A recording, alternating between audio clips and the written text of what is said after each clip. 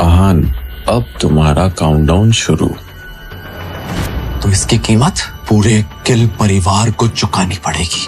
काम हो जाना चाहिए। कहीं आहान किसी मुसीबत में तो नहीं?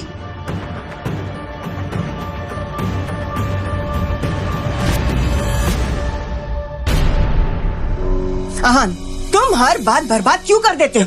अगर ऑफिस में शेखर और शनाया की मदद नहीं कर सकते तो घर के काम संभाला करो। ऑफिस में जाकर पापा जी से जबान लड़ाने की क्या जरूरत थी? शनाया भी इस बारे में सोचकर कंफ्यूज हो गई थी कि ऑफिस में आनंद गिल के साथ जो कुछ भी हुआ था उसके बारे में शनाया की मॉम को कैसे पता चल गया। हुआ क्या है? अभी 10 मिनट पहले ऑफिस से मैनेजर का कॉल आया था। कह रहा था शनाया को इनाम के तौर पर मिली 6 मंजिली बिल्डिंग और ऑफिस में उसकी पोजीशन को खारिज कर दिया गया है। ऐसी बात नहीं थी कि आहान और शनाया ने इस बात की उम्मीद नहीं की थी। तुम्हें पता है ना आहान, स्प्रिंग कॉर्पोरेशन की डील के लिए शनाया ने कितनी मेहनत की थी? तुम्हारे वजह से वो अपना सब कुछ गवा चुकी है। चलो एक बात के लिए वो ठीक है, लेकिन तुम्हें पापा जी से बहस करने की क्या जरूरत थी? तुम्हें पता है ना, पापा जी इस परिवार के बड़े हैं, उनसे बदतमीजी करने की और जबान लड़ाने की जरूरत क्या थी?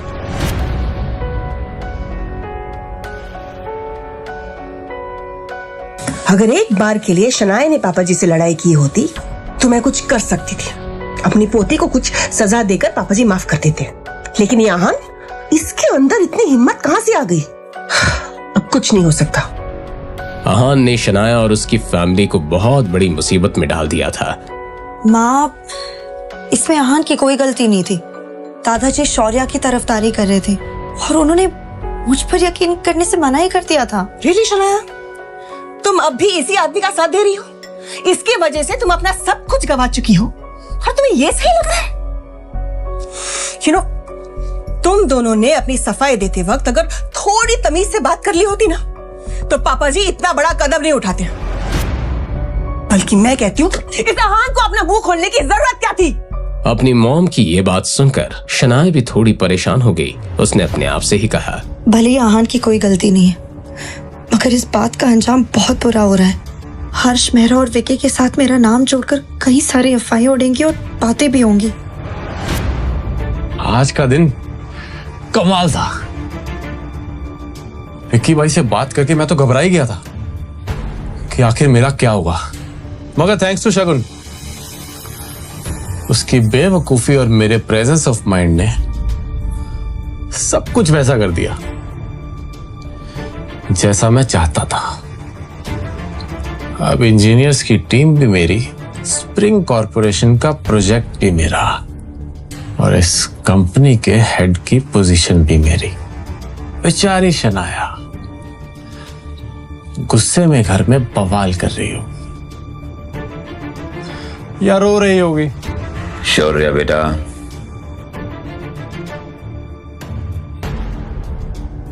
हमें स्प्रिंग कॉर्पोरेशन जाना है। हमारे प्रोजेक्ट की आज पहली मीटिंग है। ये सुनते ही शौर्य के चेहरे पर छाई हुई खुशी कहीं गायब हो गई। मुझे ये प्रोजेक्ट किसी भी हालत में चाहिए। तू मुझे कीमत का रौब दिखा रहा है? पिछली बार जो कुछ भी हुआ था उसके बाद शौर्य को उस बेइज्जती के सपने भी आते थे। क्या वहां जाना जरूरी है क्या? प्रकाश चाचू को भेज देते हैं, और वैसे भी अब इस प्रोजेक्ट में डिस्कस करने लायक बचा ही क्या है? तुम इस प्रोजेक्ट के हेड हो और प्रकाश या कोई और वहां जाएगा तो क्या कर लेगा? और वैसे भी हर्ष मेहरा अब हमारा कुछ नहीं बिगाड़ सकता। हमारे पास लीगल कॉन्ट्रैक्ट है जिसे कि उसने खुद साइन किया है। ठीक है पापा, चलिए। शौर्य ये सोचकर मान गया था कि दिल्ली से रायजादा परिवार से दोस्ती करने का ये एक लौता मौका था, मगर रायजादा खानदान के असली वारिस से तो शौर्य के अलग ही मसले थे। भले ही हान की कोई गलती नहीं थी, मगर इस सब का अंजाम बहुत बुरा हो रहा था। अब भी वक्त है, हालात की नजाकत को समझो और जाकर पापा जी से माफी मांगो। जो कोई भी सजा देंगे उसे चुपचाप मान लो। शेखर अभी हॉस्पिटल में है, शनाया अपना जॉब खो चुकी है, ऐसे में ये घर कैसे चलेगा? मैं नहीं जानती। अभी के अभी जाओ और पापा जी के सामने अपने घुटने टेक दो।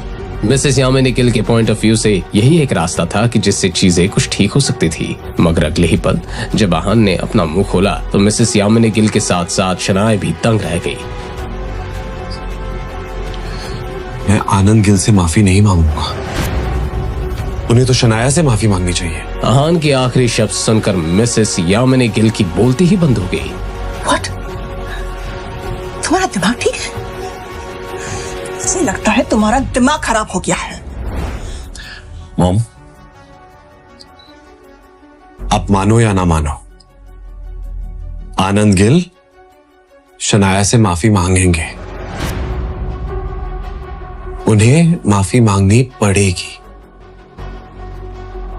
ये कहकर आहान अपने कमरे की तरफ जाने लगा। आहान, तुम कहना क्या चाहते हो? आहान, साफ साफ बताओ। मगर आहान ने कुछ भी नहीं कहा। जवाब में बस आहान के कमरे के दरवाजे के बंद होने की आवाज आई।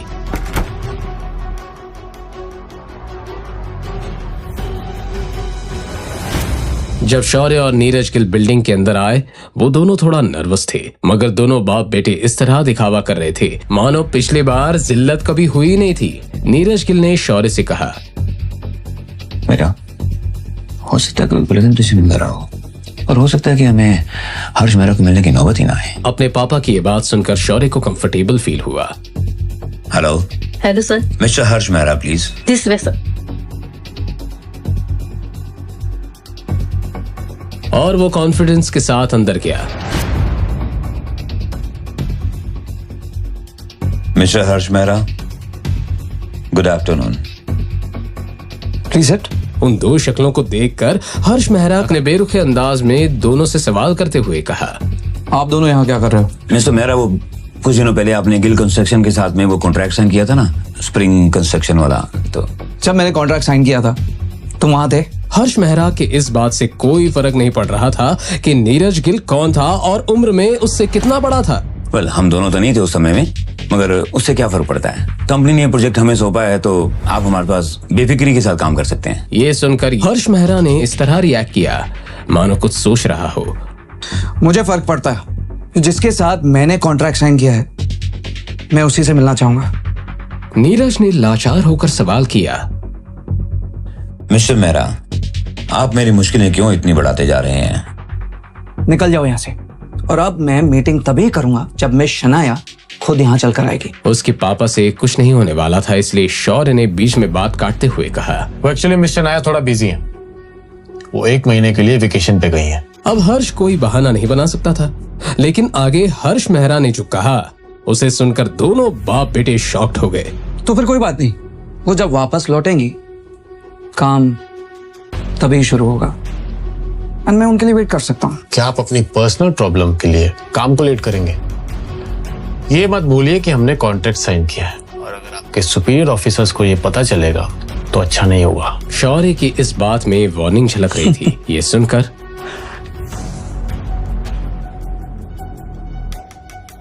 तुम मुझे धमकाने की कोशिश कर रहे हो? मिस्टर मेहरा, हम आपको धमकी देने की कैसे कोशिश कर सकते हैं? बात तो यहीं खत्म हो गई थी। हर्ष मेहरा ने वापस से अपनी फाइल पकड़ी और बाप बेटे की इस जोड़ी को जानबूझकर नजरअंदाज करते हुए कहा, तो अगर ऐसी बात है तो निकल जाओ, और अगली बार मैं शनाया के बगैर वापस मत आना। लीव। शौर्य और नीरज एक बार फिर से इस कंपनी में बेइज्जत हो चुके थे।